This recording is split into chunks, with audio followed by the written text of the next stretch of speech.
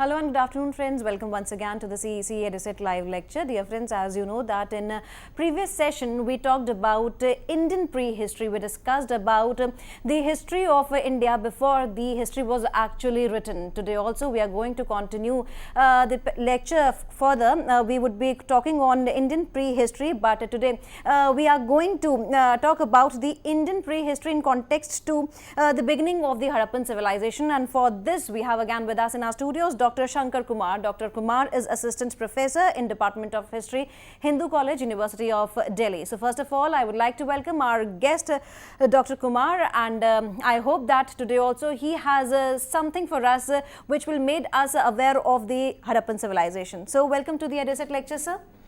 Thank you, Geetika. Good afternoon, viewers. As stated, we shall be talking about the Harappan civilization today. But as a prelude to that, because we shall be coming up to Harappan civilization in the course of our discussion today, essentially what we are going to talk about is the prelude to Harappan civilization, particularly in the northwestern Indian context, and that precisely is the Neolithic phase. And in the last discussion that I had with you, we had covered the Paleolithic and Mesolithic periods in the Indian subcontinent, and today we shall be getting into the Neolithic phase of prehistorical past of Indian subcontinent and try to run up to the beginning of Harappan civilization, particularly in the context of northwestern Neolithic complex. Also important is the fact that Neolithic developments were not confined to northwestern part of our subcontinent, but we have the beginning of Neolithic in other parts of Indian subcontinent as well, but there is a significant time lag.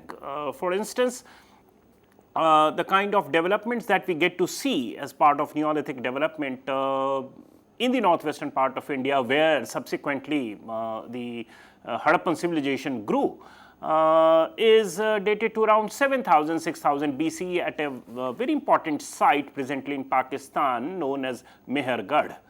But elsewhere in other parts of Indian subcontinent, for instance in the northern part of India, that is Kashmir area, and in the eastern part including Bihar and eastern Uttar Pradesh, and also in the southern part of India, quite a few Neolithic sites did develop, including the central part of India, the central India, but that is dated not before 3000 BC. And therefore, there is this kind of a gap, although in the case of Eastern Neolithic at the site near Koldihwa and so forth, we do get these claims that it could be dated to around, or beginning of rice cultivation could be dated to around 6000 BC, but they are contested issues. By and large, what we believe is that around 3000 BC is the time when Neolithic as a stratum is visible, indisputably visible in other parts of Indian subcontinent, whereas in the northwestern part of India, that development, that Neolithic development could be traced as back as to 7000 to 6000 BC. And this development, this discussion that we will have around Mehergarh particularly, is important not only on account of the subsequent development of Harappan civilization, but also while looking at the other Neolithic developments in other parts of Indian subcontinent, we shall also try to see if some element of regional culture could be traced to around this period.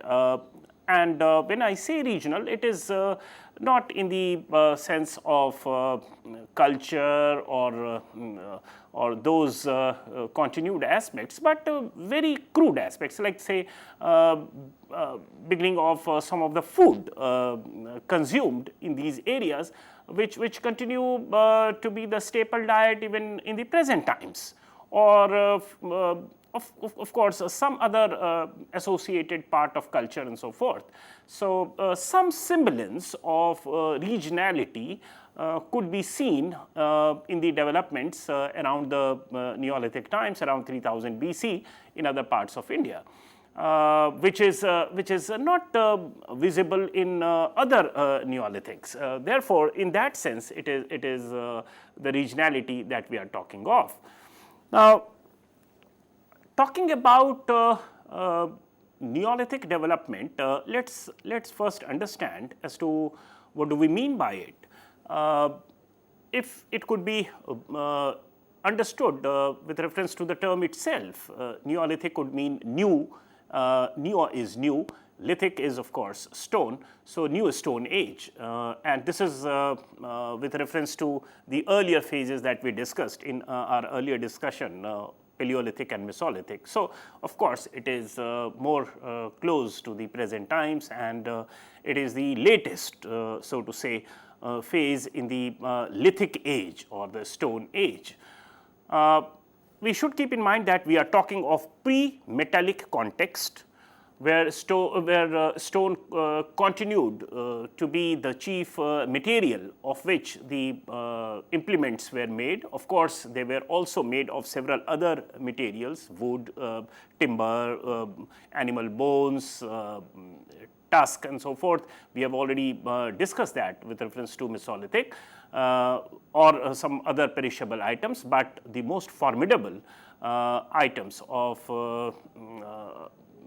them, of course, was stone tools. And interestingly, even when we move into the Harappan times, where of course we are talking of metallic context, then also we find that despite the presence of bronze and copper, stone tools continued to constitute the main source of weapon making or tool making, even in the developed Harappan times.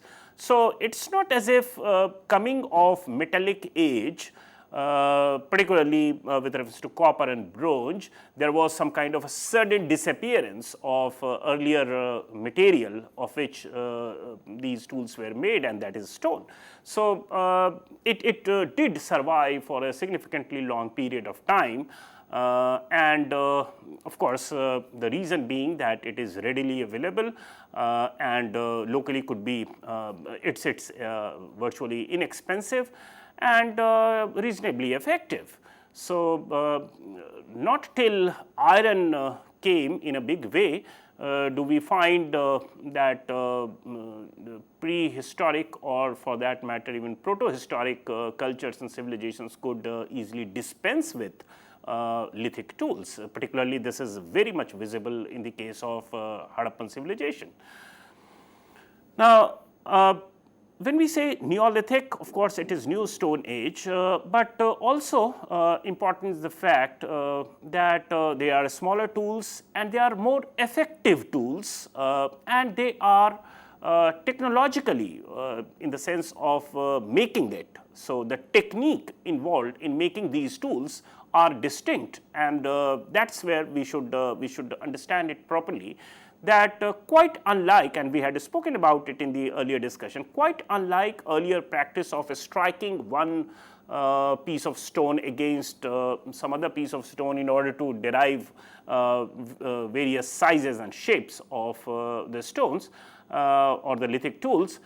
Now perhaps mankind had developed the technique of rubbing one stone against the other and polishing it in the sense that the rough edges were blunted and they were made more smooth. The surface was made more smooth so that it could be easily handled and its effectiveness increases.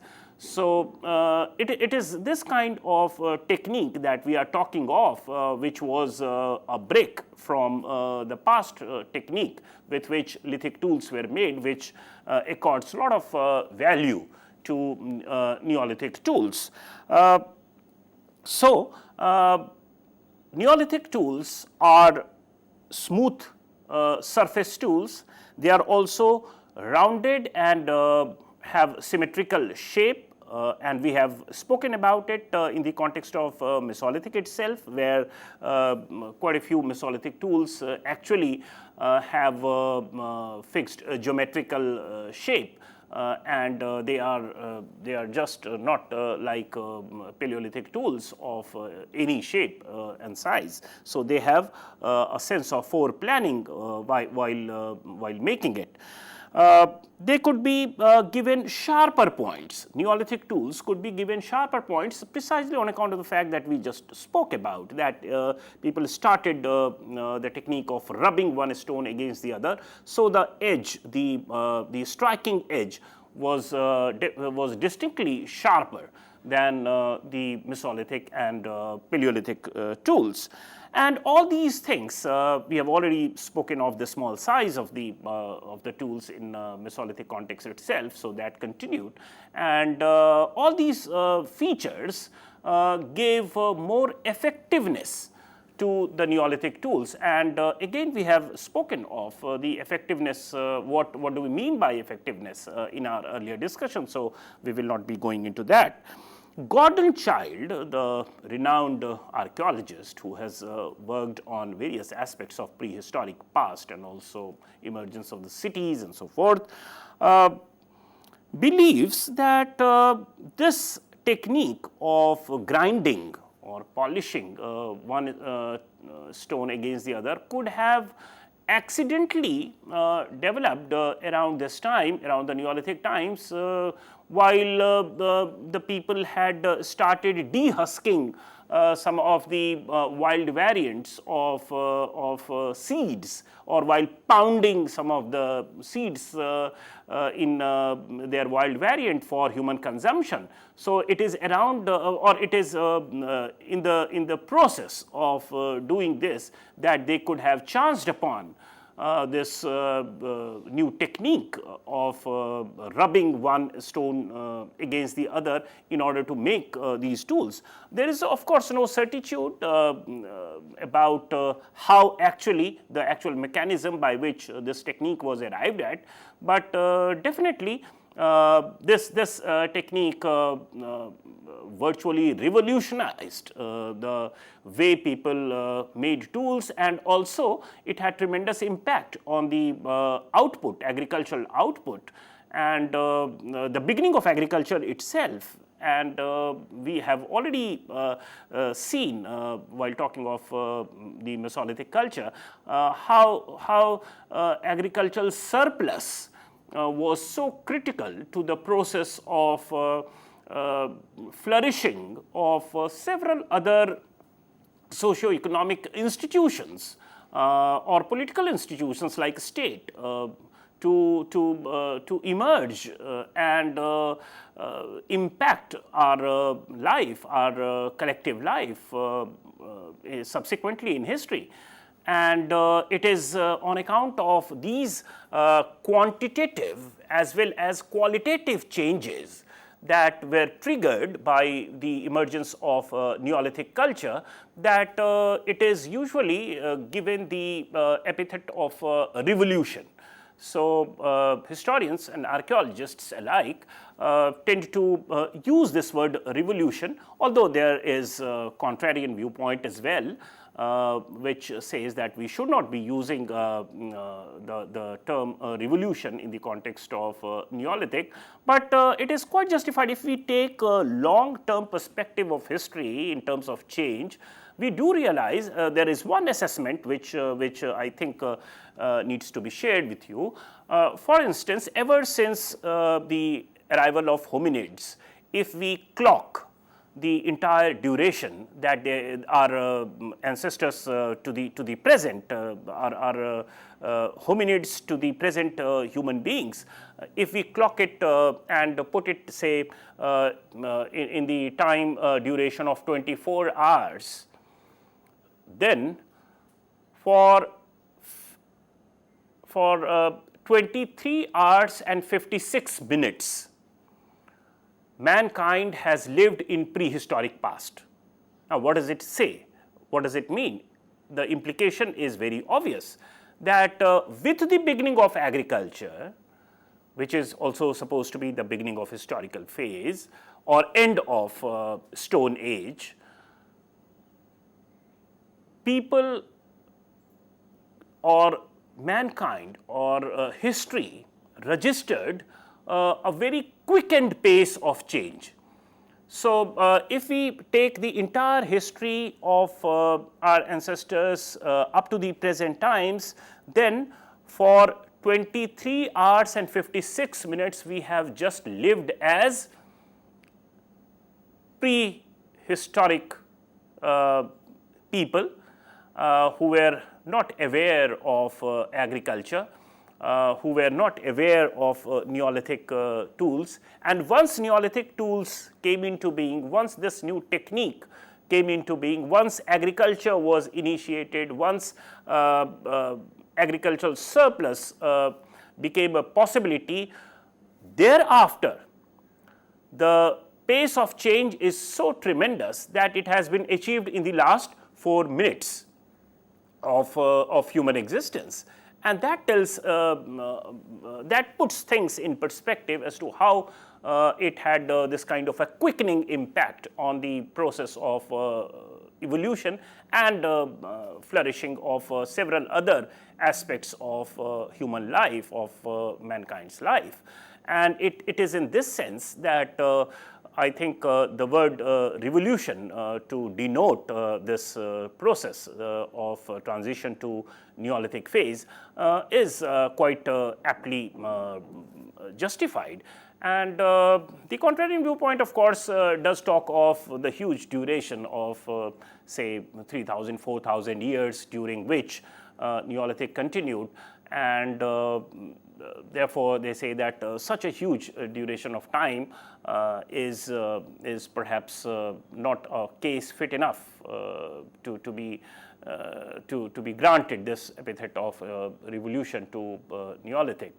But that is about the time frame in which we are looking at things. If we have a broad perspective of time, of course Neolithic was a big kind of a break from past, and thereafter the story becomes different, and there are several dimensions of collective human life which unfolded hereafter, as we would discover in the case of Harappan civilization. So that is one. With these new tools which came into being, and we are talking at this point at a very general level, it was easier to cultivate soil. It was also easier to lay the ground fit for cultivation by clearing of forests, because these stone tools are more effective tools. Hunting also had become easier and more effective on account of the precision with which these tools were made, the lighter weight of these tools. And there were several other consequences flowing out of the development of agriculture, because it for the first time detached mankind from being entirely dependent on nature or natural endowments. So with this technique, man started domesticating plants and animals, and domestication of plants, as we would know, is referred to as agriculture. And obviously the output was far more, or there was at least the possibility of more output once agriculture began. And when we say surplus output, all we mean here is anything over and beyond the immediate consumption requirement of mankind. And that meant that people could spare some time for pursuits other than everyday survival. So the constraint of gathering and scavenging for livelihood on a constant daily to daily basis was something which was no more required. Also important is the fact from social life point of view or political life point of view is that in the absence of agricultural surplus, suppose two bands of people who were in the Mesolithic or Paleolithic stage of development and were entirely dependent on natural products, when they came together, could be accidentally or with some purpose, or they inhabited the same area, then there was absolutely no possibility of a bigger group surviving at a particular place for a longer duration of time. So, the nature could not sustain them on account of the food, on account of other resources that they used. So, they had to either fight amongst themselves or just exterminate the other group, or else the vanquished group had to leave that place and go to some other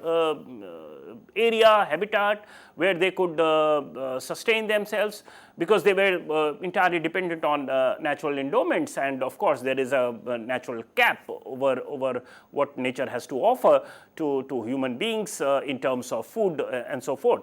But with the beginning of agriculture, more and more could be grown on account of constant development of techniques and agricultural knowledge of agricultural cycle and so forth.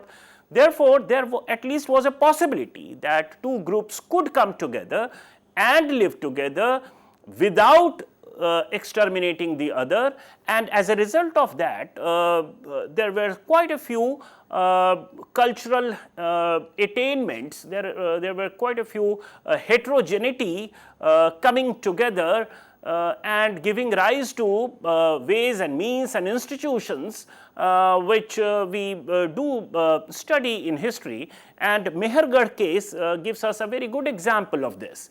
And it is in this context that let's understand the geography of Mehergarh. Mehergarh is of course located in present day Pakistan. It is right at the edge of, if you look at the physical map of Pakistan, there is a place called CB Triangle. That's precisely the place where Mehergarh is located, and it is right at the edge of the Indus Plain, and also so one can say that it is on the western edge of the Indus Plain, and it is on the eastern edge of the Indo-Iranian Plateau. So, very close to the Bolan Pass, and that's the geographical location of Mehergarh.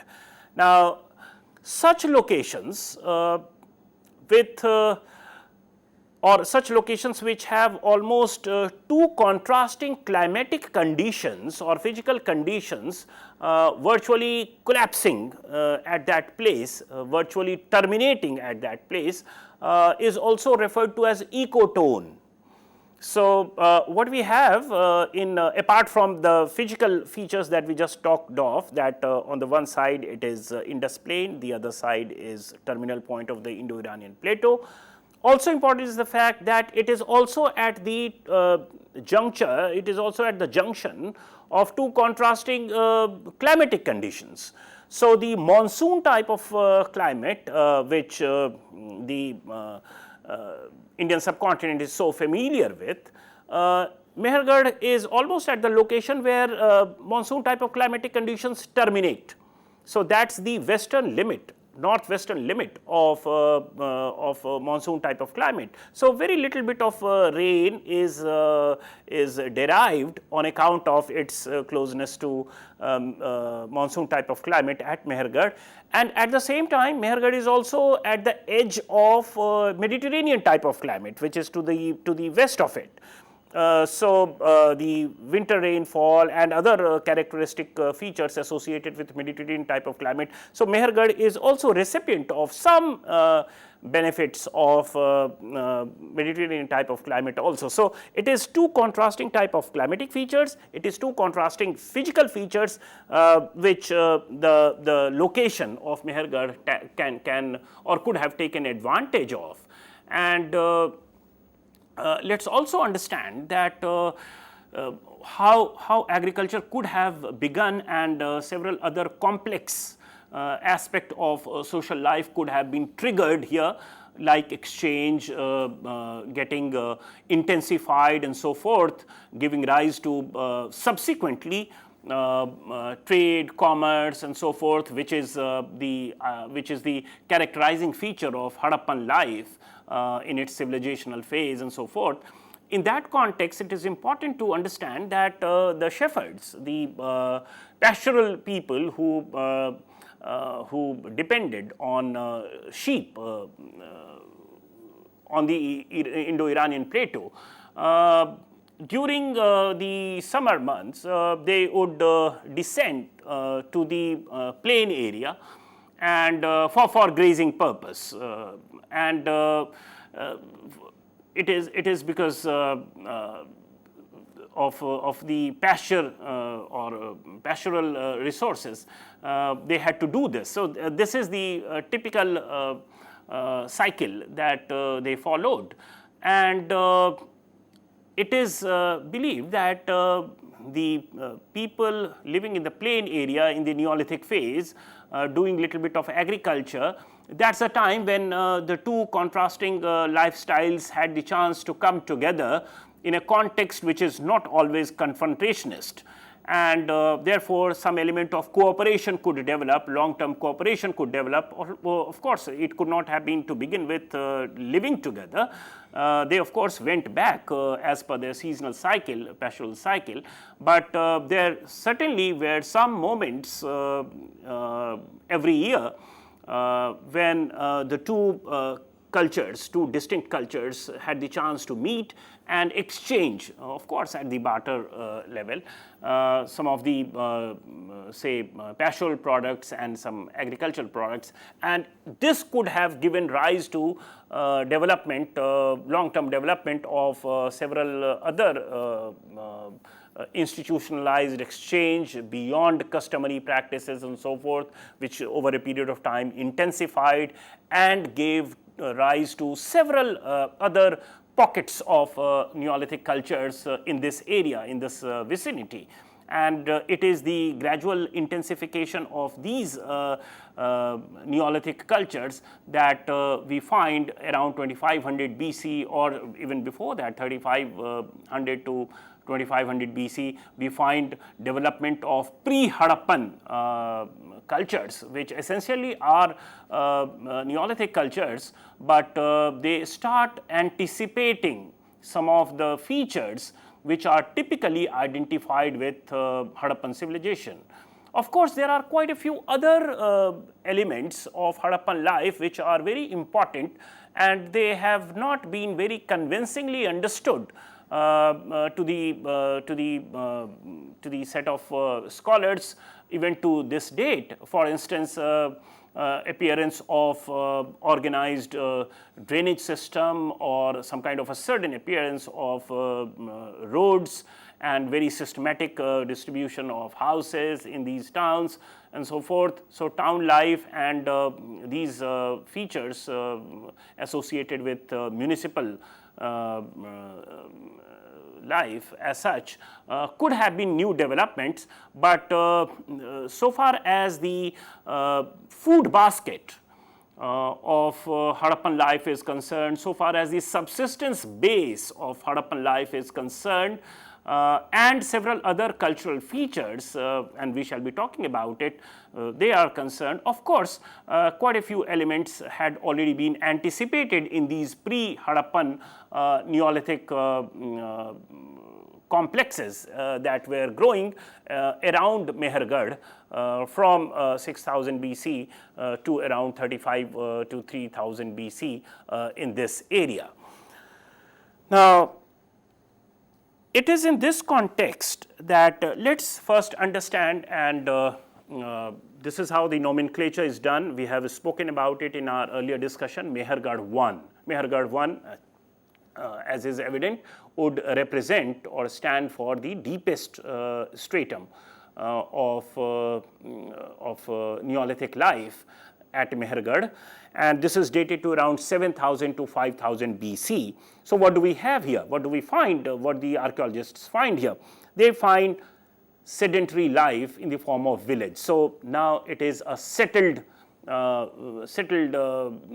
habitation that we are talking of, and we have already discussed how agriculture, on account of being a long process and also a collective enterprise, requires people to settle down in that area for a longer duration of time, because the crops need to be harvested, the crops need to ripen, and then there is post-harvesting operations, then there is again sowing of seeds, and there is a long-term agrarian cycle that has to happen, that has to be gone through in order to have agricultural output. So this perhaps necessitated people to settle down at a particular place for a longer duration of time, and that's how we have beginning of village life here.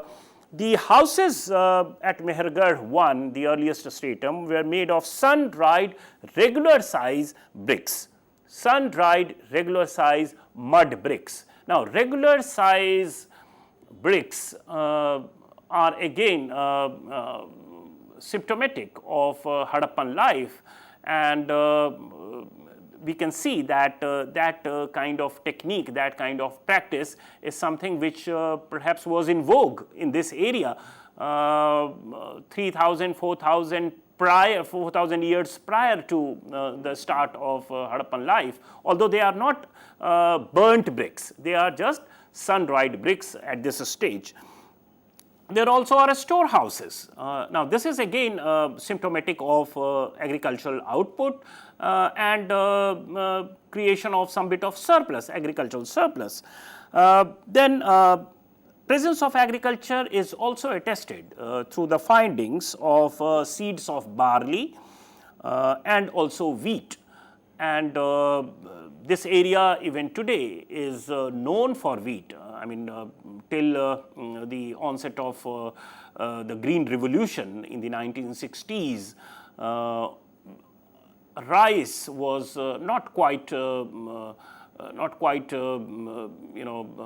staple diet in this area. Even today in this area, roti is almost synonymous with food. So at times you find people having food, even if they are having rice today, they would say, "Aao khana kha lo," "Aao roti kha lo," that kind of a thing. So roti is synonymous with food in this area, and the origin of that could be traced to Mehergarh. Rice was a late entrant, and rice is almost endemic to the east, where there is more rainfall, and we shall see again how rice is also associated with Neolithic culture of the east. So wheat and barley is attested. Also, we have animal domestication of goats, humped ox, that is also referred to as zebu, cow, sheep. Of course, the sheep that we are talking of are bred in captivity. They are not wild sheep, and that's how we say that animal domestication had started. Buffalo perhaps had not yet been domesticated in this area, but in this phase of Mehergarh, that is the earliest phase of Mehergarh, which is Mehergarh 1, ranging from 7,000 to 5,000 BC, we don't have evidence of pottery. So this is the aceramic phase that we are talking of. And definitely hunting constituted a significant occupation till around this time. The tools that we discover from Mehergarh 1 layer included querns, mortars, grinding stones, bowls, blades. There were several other bone tools, and there is also some trace of weaving. So basket weaving, or maybe if since they had sheep, so it could be woolen cloth also. So that is testified. The burial practice, that is disposal of the dead post death, is something which is again a good entry point to understand some of the vexed issues of surplus production and the kind of hierarchy or social stratification or at least distanciation. So we have some buried bodies which had ornaments of bead and steatite, which are again locally available. Steatite and beads made of steatite is something which is again a characteristic feature of Harappan life. we have bangles, we have conch shells, which again are found in profusion even in the Harappan phase of life in this area. Craft products and large storage facilities are indicative of some kind of very incipient social differentiation, not a stratification, but some kind of social differentiation which could be at work on account of iniquitous distribution of the agrarian surplus that they had come to have by now. So, craft products again could be regarded as symptomatic of some kind of incipient development towards division of labor, which are very critical to the process of social differentiation, leading to social stratification and hence to a more complex civilization life during the Harappan times. Subsequent to it, we have the layer in direct continuity to without any hiatus, without any break. We have Mehergarh 2, which is above the Mehergarh 1 layer. This is dated to around 5000 to 4000 BC, and so since this is a continuous layer, therefore the same set of people could have continued to live in this area with a fairly advanced sense of technology and lifestyle, as we would see that we now have a variety of bricks. The granaries have become somewhat larger, or the storage bins have become somewhat larger. So, that is again indicative of intensivization of agriculture in around this time. There is further intensification of division of labor as compared to Mehergarh 1. We have one sickle blade of a stone set in pieces of bitumen, and this is the earliest evidence of a harvesting tool in the subcontinent. So, this is a practice that you can see even today. Instead of wood, or generally we use iron sickle these days and with a wooden handle. So, they are using a stone sickle, and just to handle it, conveniently handle it, they are using bitumen or charcoal. And that is how handling of these tools and for the purpose of harvesting could have become easy, and that could have added to the effectiveness of these tools. Also, wheat and barley seeds are found, and we have variants of wheat and barley which did require irrigation. So, some kind of total dependence on nature is something that had ceased to exist around this time, and people had resorted to artificial ways and man-made ways to irrigate fields by maybe diverting channels or pulling water or whatever, making use of underground water, subsoil water. Because this area is, as I said in the earlier discussion, that overall condition is semi-arid. So, it could have come only through some kind of development of some kind of technique of diverting or using the using some kind of a control over naturally flowing water. There is a gradual reduction in the size of goat and sheep, which is again symptomatic of domestication. In this phase, there is another important development in contrast to Mehergarh 1, and that is this phase starts giving us evidence of potteries. So, this is the ceramic phase.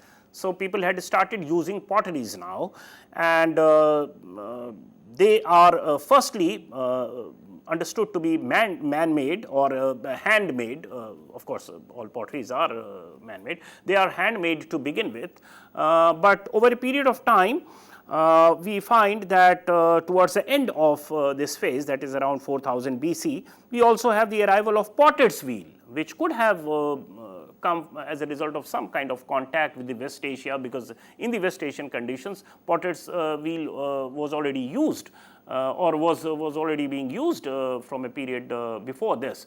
So, potter wheel arrives, or potter wheel thrown potteries are making its presence felt towards the end of the Mehergarh 2 period, and they are of course fired also. So, paka hua bartan, that kind of technological leap is something which has been attained by the end of Mehergarh II period. We have more variety of stone and bone tools coming from Mehergarh. There is a craftsman's grave, and a craftsman's grave is like any other grave with more burial goods, variety of tools.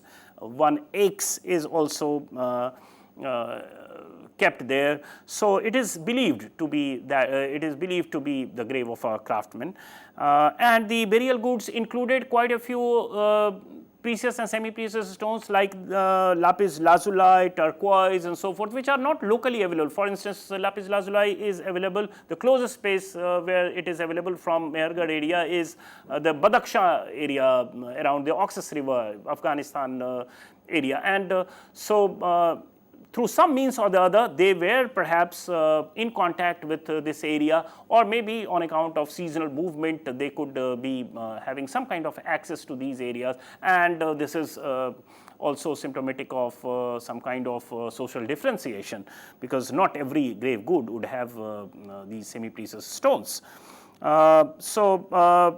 Also, there is a little bit of beginning of terracotta art. Now, terracottas or terracotta figurines are yet another characterizing feature of Harappan life. They are found in profusion from various sites. It is part of the popular culture, and this is something which continues even to the present times. On several rituals, we use these terracotta figurines and articles in the religious context and so forth, and maybe the beginning is being made here.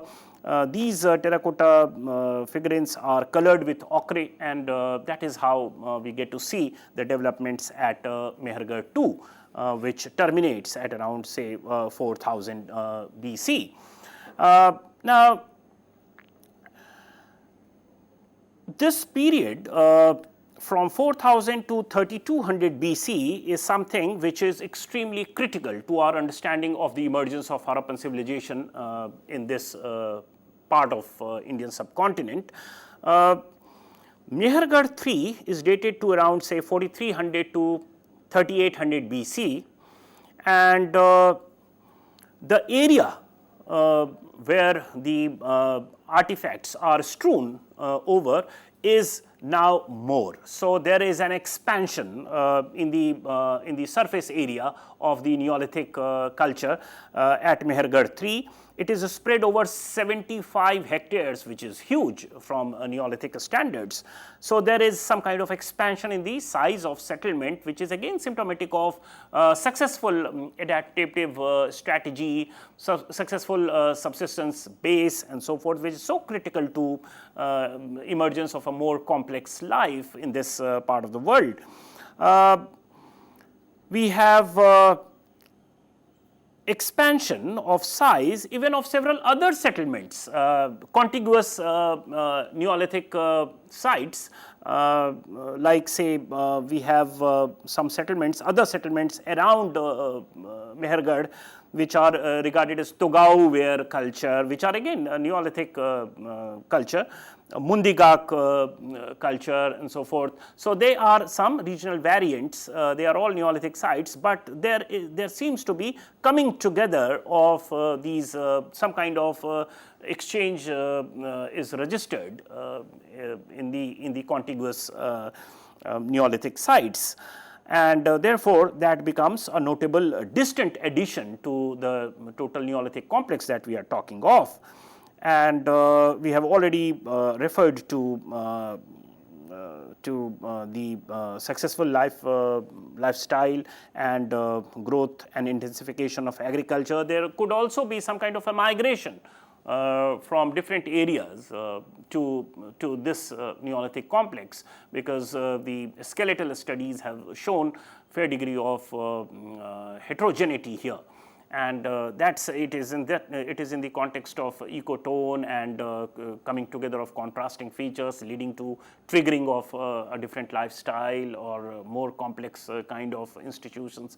That is the base on which we tend to argue that. So far as potteries are concerned, definitely at Mehergarh 3 we have wheel turned pottery, which had already begun by the end of the Mehergarh 2. They seem to be fired in large kilns, and probably they were mass produced because the kilns are large. So, mass production of a particular thing would mean that there is some movement towards division of labor or a specialization of labor. So, one person is doing precisely one work and is dependent on several other aspects of life on other set of people. So, that is how interdependence develops, and that is a very critical thing for market economy to develop, or complex economies to develop, which is again best seen in the Harappan situation.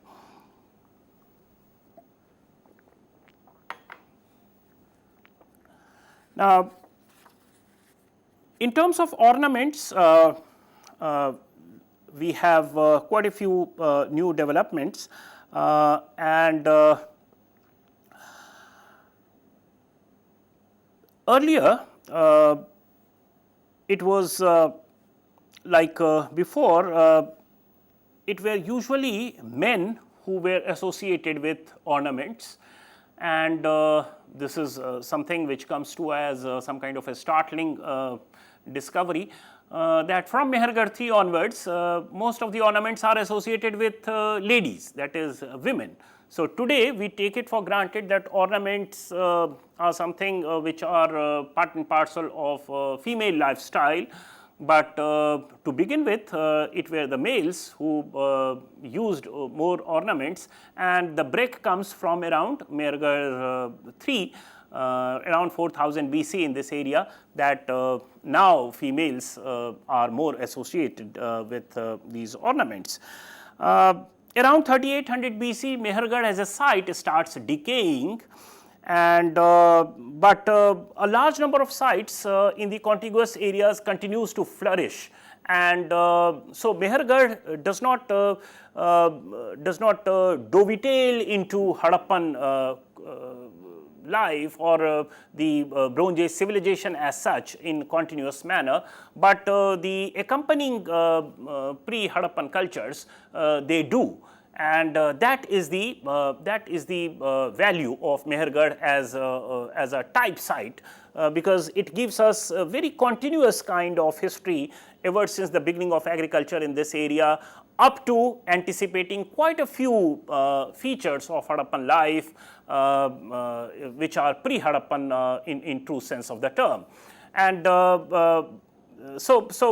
this is the level of anticipation of a more complex life, with some anticipation of the Harappan lifestyle as well, whether it is potteries, brick making or regular size of the bricks, and several other cultural features, or we can say the symbols like people, leaf, its depiction on potteries, and so forth, or several other icons also do start making their appearance.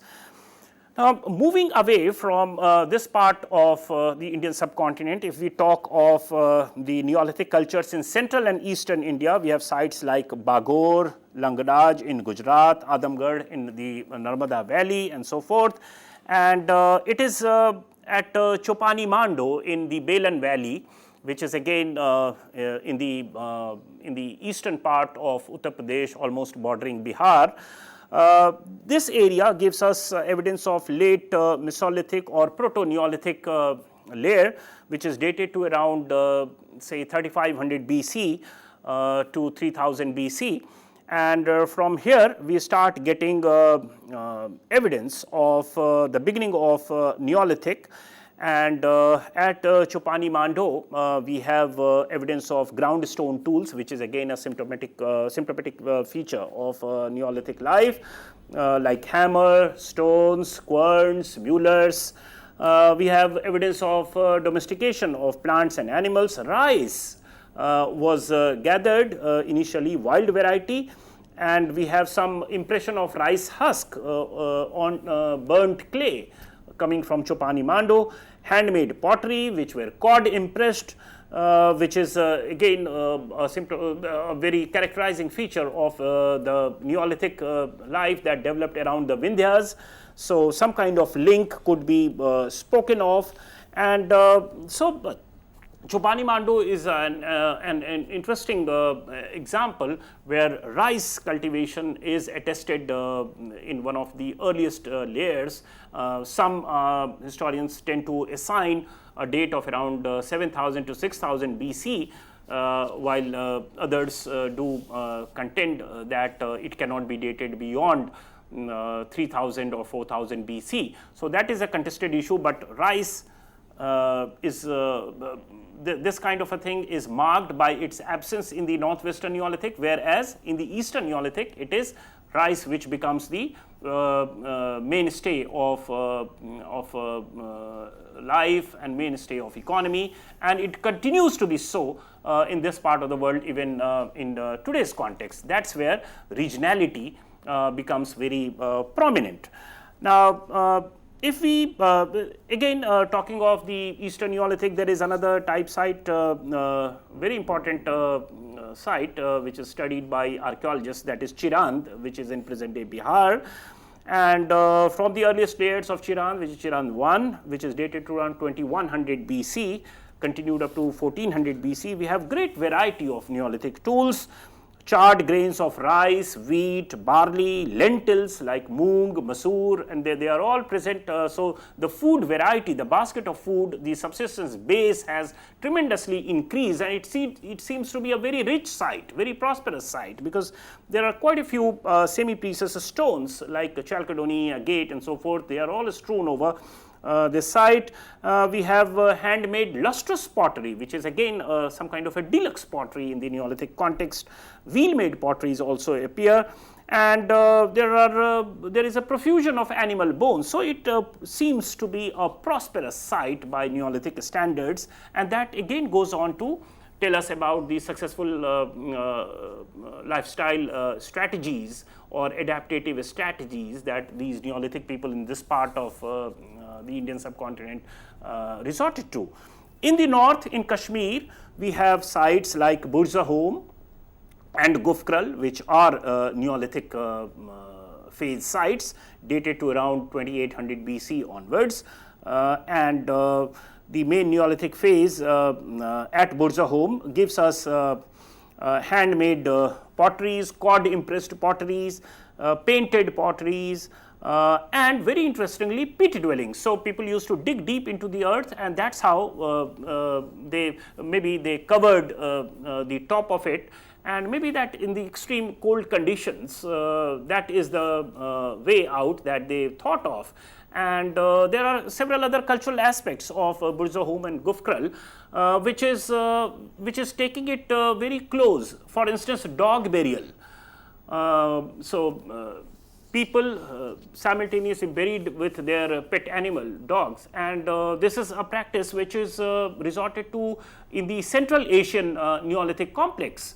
Elsewhere in Central Asia, it is not to be replicated or seen elsewhere in Indian subcontinent. So, maybe that Burzahom Gufkal is close to Central Asian Neolithic tradition as compared to other subcontinental Neolithic conditions. So, these are the things that we need to take care of.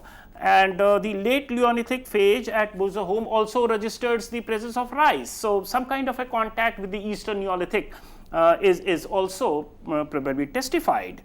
And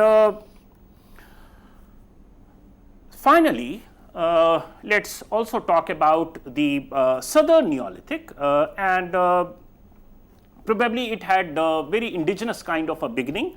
And we are talking of the zone around Karnataka, Andhra Pradesh area. We have sites like Kodekal, Utnur, etc., which is again dated to around 3000 BC. So, all over the other parts of the Indian subcontinent except the northwestern part, where around 3000 BC we almost had the development of Harappan Civilization or Bronze Age civilization complex coming up around 2500 BC, while the other parts of Indian subcontinent were still trapped in the Neolithic phase. And interestingly, in southern Neolithic, we have a very strange kind of findings, and that is burning of cow dung or cattle dung. So, it could be referred to as ash mound sites, because there is a heap of dung, burnt dung, and it could be part of some kind of a pastoral practice, or it could carry some religious connotation. We are not very sure about it. But overall, what we have done today is we have surveyed the development of Neolithic culture across the subcontinent, north, central, east and southern part, and with special focus on the northwestern Neolithic, with the intent of studying the developments leading to a complex emergence of lifestyle in the civilizational phase in the Harappan period. With this note, thank you, sir. Thank you so very much for delivering such a nice lecture. I hope that all the students who might have watched us would have got deep insight into this topic. And I would like to tell you all that if you want to access this particular lecture, of course, you can access it with the help of the YouTube. As we always say that we daily upload our lectures so that you are able to study the material which you generally search for in the books. Thank you, sir. Thank you so very much for being the part of the EduSet lecture.